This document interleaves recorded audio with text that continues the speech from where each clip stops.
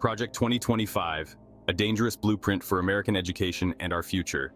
Why are there not more people talking about the Heritage Foundation's Project 2025? This project represents a sweeping conservative blueprint for transforming the U.S. federal government and American society.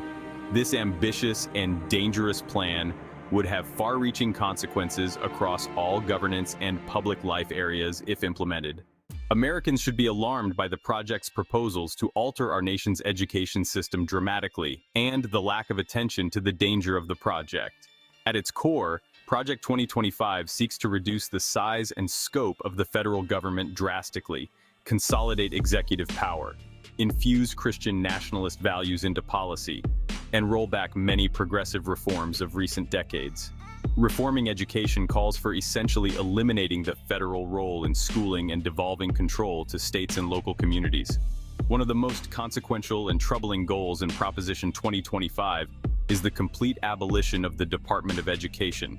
This decision would end federal oversight and enforcement of civil rights in schools and eliminate significant funding streams for low-income students, students with special needs, and other vulnerable groups. As Americans, we must be deeply concerned about the potential consequences of this proposal. Under Project 2025, programs like Title I, which provides billions in aid to high-poverty schools, would be allowed to expire. The Individuals with Disabilities Education Act would likely be transferred to the Department of Health and Human Services with reduced funding and enforcement. These changes would leave millions of our most vulnerable students without protection and support. Project 2025 frames these changes as empowering states and parents, arguing that education should be a local matter free from federal interference. However, it would create a patchwork system that exacerbates inequalities and removes vital protections for marginalized students. Some states may dramatically reduce education funding without federal guardrails or allow increased discrimination. The plan calls for redirecting public education funds into school voucher programs with no strings attached, even for private religious schools. While supporters say this increases family options, it would further drain resources from public schools and erode the separation of church and state. Project 2025 takes particular aim at what it calls woke propaganda in schools. It seeks to curtail teachings related to systemic racism, LGBTQ+ issues, and other topics conservatives have labeled as indoctrination. The plan calls for banning critical race theory and similar concepts from curricula. It would require schools to obtain parental permission before using preferred pronouns for transgender students. Federal data collection on educational outcomes by race, gender, and other demographic factors would be eliminated. Such moves would make it much harder to identify and address disparities or discriminatory practices. Similarly, diversity, equity, and inclusion initiatives in schools would be dismantled. The blueprint recommends significant cuts to programs serving disadvantaged students. Head Start, which provides early childhood education to low-income families, would be eliminated. Funding for federal lunch programs would be reduced. Work requirements would be added for families receiving food assistance through the Supplemental Nutrition Assistance Program, or SNAP. Project 2025 calls for major changes to student loans and financial aid in higher education. It opposes any student debt forgiveness and seeks to make it harder for students to access federal loans. The plan argues that college is only for some and that vocational training should be emphasized more. Research funding would be dramatically reshaped, with climate science and other areas viewed as politically motivated seeing significant cuts. For example, studies involving embryonic stem cells would be banned. The plan calls for increased scrutiny of research grants to ensure they align with conservative values.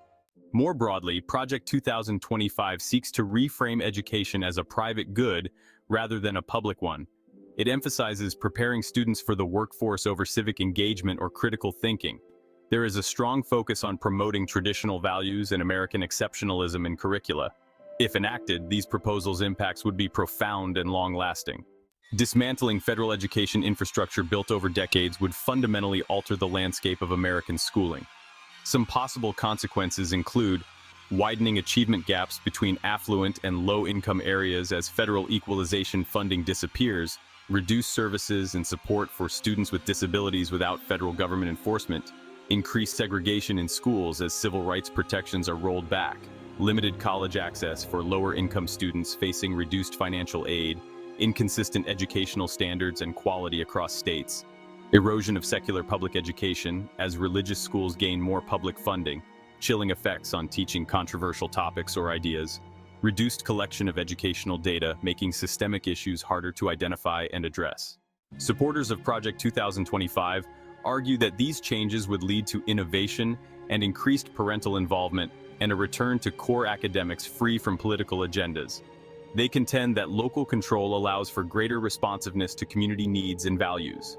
However, we should be deeply concerned that the plan would reverse decades of progress in educational equity and opportunity.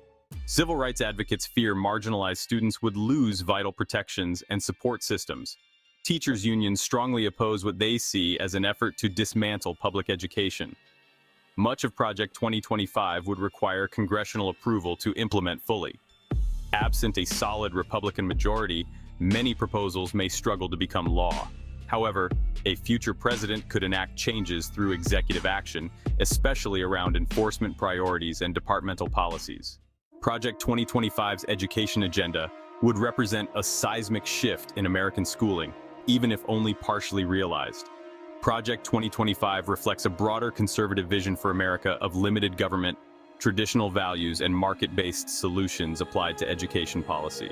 The plan has elicited fierce debate over the proper federal role in education and how to balance local control with protecting vulnerable students.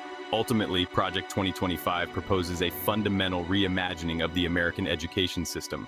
It would devolve power to states and local communities while promoting conservative social values and dismantling many progressive reforms. The impacts would reverberate through schools, universities, and society for years. A big concern with Project 2025 is its positions on equity and opportunity for all students. While local control and parental involvement are important, we need strong federal protections to ensure all children have access to quality education regardless of their background or where they live. The proposed elimination of vital funding streams and civil rights enforcement mechanisms could have devastating consequences for our most vulnerable learners. The potential impact on students with disabilities if IDEA enforcement is weakened, as well as low-income students who benefit from Title I funding. The proposed cuts to early childhood education, school meals, and other support programs could exacerbate educational inequities and negatively impact student well-being. While Project 2025 faces long odds of complete adoption, it represents an influential roadmap for conservative education reform that will continue influencing political decisions and socioeconomic outcomes. Elements may be incorporated into future Republican policy platforms or executive actions.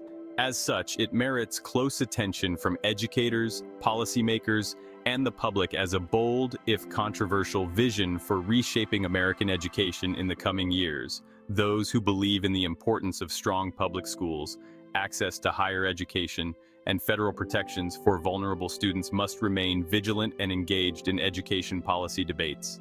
We must articulate a compelling alternative vision that balances local control and ensures equitable access to quality education. The future of American education and the opportunities available to millions of students may well depend on it.